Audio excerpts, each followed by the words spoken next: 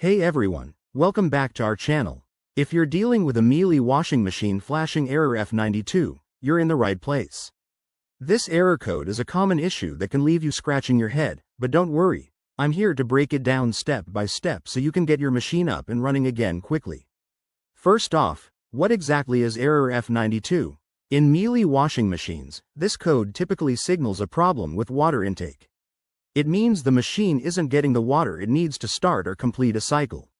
This could be due to a few reasons, like a blocked inlet hose, low water pressure from your home supply, or even a faulty inlet valve. It's frustrating, but the good news is that many cases can be fixed with some simple troubleshooting. Let's dive into the possible causes.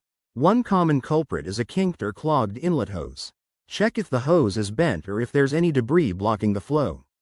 Another thing to look at is your water pressure. Make sure the tap connected to the machine is fully open and that your home's water supply is adequate. If you've got hard water, mineral buildup in the machine's filters could also be the issue. Now, for troubleshooting. Start by turning off the machine and unplugging it for safety. Inspect the inlet hose and make sure it's securely connected and free of kinks. Next, clean any filters if accessible. They're usually located behind the hose connection. If that doesn't work, test your water pressure by running another appliance like a faucet. If everything seems fine but the error persists, you might need to check the inlet valve or call a professional technician. To prevent error F92 in the future, regularly maintain your washing machine. That means checking hoses periodically, using the right amount of detergent to avoid buildup, and scheduling annual servicing. Remember, quick action can save you time and money. I hope this guide helps you resolve the issue with your Miele washer.